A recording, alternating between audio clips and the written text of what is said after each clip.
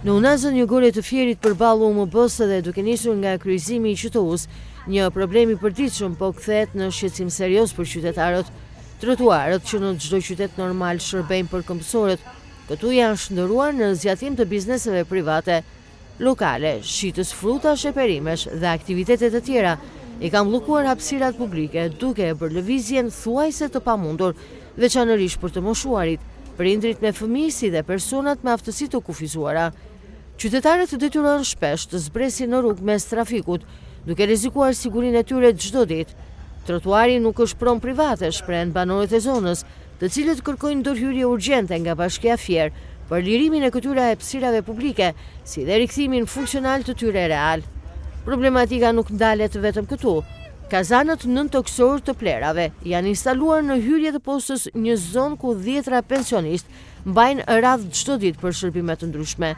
Era e pakëndshme që vjen nga këto kontenjeri ekspozon të moshuarit ndaj kushteve të papërshtatshme, duke cënuar dinjitetin dhe shëndetin e tyre.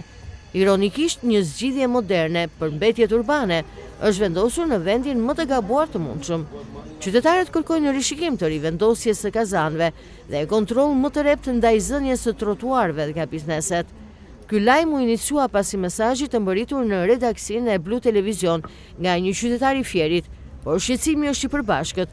Hapësirat publike duhet u kthehen qytetarëve, jo të mbeten peng i abuzimit dhe neglizhencës institucionale. Na shkruan qytetari, përshëndetje thotë. Ju falenderojmë për punën e palodhur që bëni. Do t'ju falenderoja nëse do të kushtonit pak minutazh trotuarit përgjatë rrugës së UMB-s ose Unaza Nureddin Aliu, pasi është një gjendje skandaloze, thotë qytetari. Si në investime, por dhe në probleme me disa biznese, bar kafe, të cilët kanë bllokuar totalisht trotuarin. E kanë kthyer në pronë private faleminderit. Ne sapo kaluam këtu është një segment fillimi i kësaj rruge, është hyrja e rrugës së UMB-s, projnë nga QTU-ja, dhe po shikojmë që në të vërtetë jo vetëm bar kafe, por edhe biznese të tjera që shesin fruta perime, mund ta shikojmë, dhe një sër aktivitete shëndore, madje ndodhet edhe posta ku marrin pensionin shumë pensionistë, dhe po shikojmë dhe postat e plerave janë instaluar fiks përballë postës.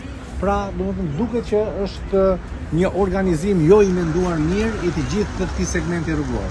Qoftë nga pikpamja e infrastrukturës si instaluar në të, qoftë gjerësia e trotuareve, qoftë vendosja e bizneseve të cilët praktikisht e kanë bllokuar aksesin për të kaluar.